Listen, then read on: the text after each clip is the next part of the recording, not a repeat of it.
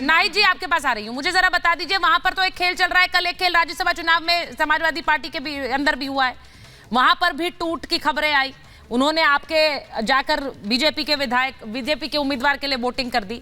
अब ये इसको आप अवसरवादिता कहेंगी या फिर अपने लिए राजनीतिक मौका तलाशना कहेंगी या फिर पार्टी में टूट कहेंगी या फिर कहेंगी कि ये हमारी पार्टी तोड़ रहे हैं? देखिए, अब ये तो जग जाहिर है कि भाजपा सख्त पिछड़ा दलित आदिवासी विरोधी पार्टी, इनकी बुनियादी 6 अप्रैल 1980 कोटला मैदान दिल्ली में पिछड़े दलित विरोध पर पड़ी थी। लेकिन जो आप समाजवादी पार्टी के विधायकों की बात करिए, देखिए ये भेड़िए की खाल में छुपे हुए पीडीए विरोधी नेता थे, जिनको जब जीत कर आए तो जनमानस पीडीए ने वोट किया और बड़े विश्वास के साथ वोट किया था। अब इनका चेहरा उजागर होगा कि सख्त पीडीए विरोधी हैं। और जो समाजवादी पार्टी के जो वरिष्ठ दलित नेता रामजी लाल सुमन जी, ये राज्यसभा ना पहुंच पाए, इसलिए इन विधायकों ने बीजेपी के साथ मिलकर इस तरह की साजिश रची। तो अब ये देखिए, अब ये जनमानस इनको इसका जवाब देगी। जो विधायक गए हैं बीजेपी में, जिस प्रकार से मैं तो नहीं कह रही, बीजेपी के एक सिटिंग शब्दों का प्रयोग हुआ सुचरिता जी, संजय कुत्ता बिल्ली कहने लगूं तो बुरा मत मानिएगा, तो मुझे भी एक फ्लैट मिल जाता। भेड़िया जैसे शब्द का प्रयोग हुआ है, इसमें इंटरप्ट ना करिए। सुचरिता जी, भेड़िया शब्द का प्रयोग हुआ है, के चयन पर सवाल उठा रहे हैं। वो कह रहे हैं कि अगर हम इस शब्द पर उतर आए तो फिर हमारी तरफ से भी हमला हो सकता है। अपनी बात रखेंगे। अरे शब्दों की मर्यादा आप क्या सिखा रहे हैं? आप लोग से क्या सीखेगा कोई शब्दों की मर्यादा? अरे आप ये समझिए, शुरू कर दूं, क्या बातें कर रही हैं, जरा भाषा का संस्कार देखिए, इस तरह की अगर भाषा का प्रयोग करेंगे ये वोटों के डकैत लोग, ये तो कुत्ता बिल्ली सुअर गधा ये कहना मुझे नहीं आता है। महाडकैतों का गिरोह है। आप भेड़िया भेड़िया भेड़िया कर रही हैं। नहीं, अच्छा एक एक करके बोल लीजिए। मैं आप दोनों से अनुरोध कर रही हूँ, भाषा का संयम वो बहुत जरूरी बात है। वो प्रेम शुक्ला जी के लिए, आपके लिए भी नाइक जी अपनी बात रखिए। नहीं, बात रखिए, बस भाषा पर उनकी आपत्ति थी, अब बात रखिए, ठीक है। मैं उनको चुट्टी कहूँ, अच्छा लगेगा क्या? नहीं, प्रेम शुक्ला जी प्लीज, बिल्कुल नहीं, मुझे इस तरह स्तर मत गिराइए। आप दोनों बड़े अनुभवी नेता हैं, इस तरह की बातें थोड़ी करेंगे। चलिए नाइक जी बात रखिए, पॉइंट रखिए। भाषा से, इस तरह की भाषा से पॉइंट भटक जाता है। पॉइंट रखिए। इतिहास में हाँ बोलिए। देखिए, भारत के इतिहास में पहली बार हुआ कि माननीय सुप्रीम कोर्ट के माननीय जजेस ने कहा कि लोकतंत्र खतरे में। यहाँ तक माननीय सुप्रीम कोर्ट ने, अच्छा प्रेम शुक्ला जी एक मिनट कंप्लीट कर रही है, उसके बाद आ रही है। संविधान बच्चा और भ्रष्टाचार ना हो, इसलिए माननीय सुप्रीम कोर्ट ने कमेटी का गठन किया, जिसमें मुख्य चुनाव आयुक्त और चुनाव आयुक्तों की कमेटी का गठन किया, जिसमें नहीं प्रेम शुक्ला जी, अब शब्दों की बात दोनों तरफ से नहीं होगी, मैंने उन्हें बोल दिया है। लेकिन और आप भी मत बोलिए, वो भी नहीं बोलेंगे, बिल्कुल क्लियर है ये अब शब्दों का प्लेटफॉर्म तो है नहीं। बात करने, अगर मुझे बात करने का मौका नहीं मिलेगा तो मैं डिबेट छोड़ दूंगी। नहीं, अब से देखिए, एक चीज मेरी बात सुन लीजिए, ना तो ये अब शब्दों का प्लेटफॉर्म है ना धमकी का प्लेटफॉर्म है। मैं आप दोनों से कह रही हूँ, अपनी बात रखिए, दैट इज इंपॉर्टेंट, लेकिन दे रही है, दैट इज इंपॉर्टेंट। नहीं, अब वो बोल रही है, वो मुद्दे पे बोल रही है प्रेम शुक्ला जी, अब वो आगे बढ़ गई है, बात।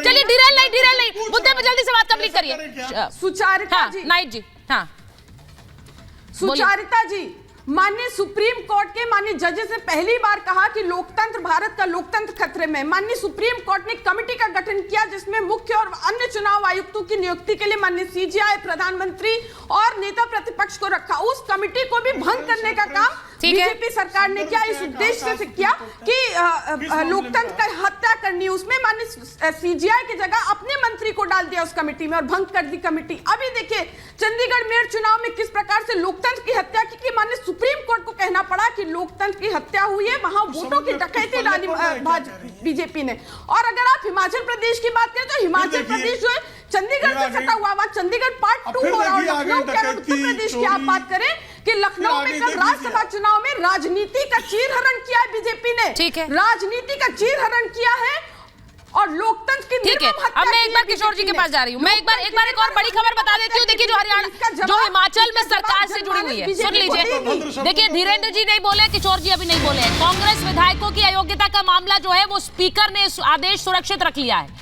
दोनों पक्षों को सुनने के बाद आदेश सुरक्षित रखा गया है। ये 6 विधायकों के खिलाफ अयोग्यता प्रस्ताव है।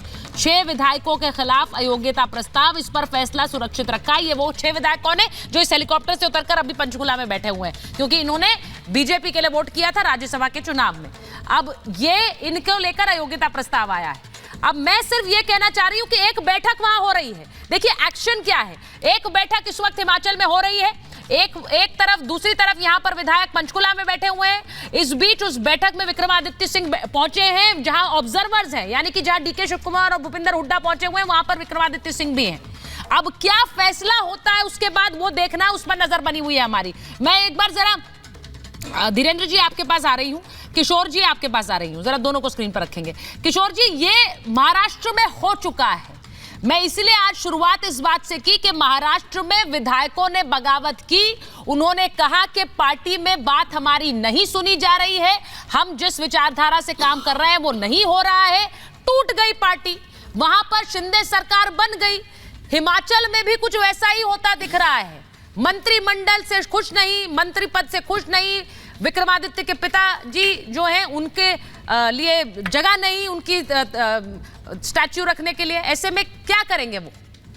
जरा मैं बोल लेता हूँ। हाँ। जरा देखिए, मैं जरा देखिए ना सुचिता जी, मैं प्रेम शुक्ला जी को सुन रहा था। प्रेम शुक्ला जी कह रहे थे कि कांग्रेस ने भी ऐसा किया था, कांग्रेस ने भी पार्टियां तोड़ी थी। चलो, कांग्रेस ने तो गलतियां की थी और लोगों ने उनको उनकी जगह बताई, लेकिन बीजेपी में मैं था, एक नैतिकता की पार्टी है, यहाँ पार्टी विद डिफरेंस है। अब उन्होंने महाराष्ट्र के अंदर तो कैसा किया, मध्य प्रदेश के बाद महाराष्ट्र ही एक बड़ा राज्य था जहां उन्होंने पूरी पार्टी तोड़ डाली। उसके बाद अभी एनसीपी तोड़ी। अब तो बीजेपी को जैसा मैन ईटर हो जाते हैं ना, वैसे वो मैन ईटर हो गए। और हिमाचल के अंदर जो कुछ भी हुआ, उसको आप नैतिकता से नहीं ले सकते। पिताजी का अपमान नहीं है, विक्रमादित्य जी को सीएम बनना है। और कांग्रेस के लिए किरकिरी तो हुई है और बीजेपी ने सपा के लिए भी किरकिरी की है। तो लेकिन आप क्या करते हो? राजनीति में अपने लोगों को साथ रखने की जिम्मेदारी पार्टी की है या बीजेपी की है? मुझे ये बताइए किशोर जी। वहां वो सरकार बना ले तो वो उसको अपनी उपलब्धि के रूप में देखेंगे। अगर यहाँ पर आप अपने नेताओं को साथ नहीं रखे जाए तो ये आपकी कमी है। क्यों नहीं रख पा रहे हैं नेताओं को साथ? क्यों वो जाकर प्रेस कॉन्फ्रेंस करते हैं, आंखें भरकर प्रेस कॉन्फ्रेंस कर रहे हैं?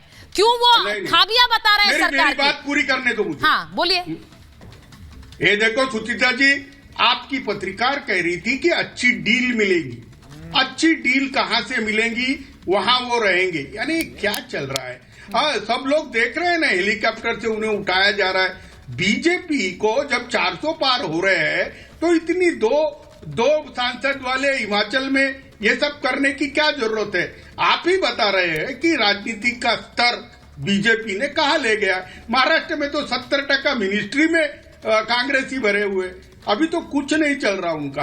हाँ, इनका भ्रष्टाचार के खिलाफ का, शुद्ध आचरण का सब दाए प्रेम शुक्ला जी आपके झूठे साबित हुए। आप देखो ना, अभी ये इस प्रकार की पार्टियां तोड़ के अगर आप सत्ता चलाते हैं तो आपका क्या हाल होगा? आपके लिए स्नेह है प्रेम शुक्ला जी का कि आपकी बात पर नाराज नहीं हो रहे हैं, मुस्कुरा रहे हैं।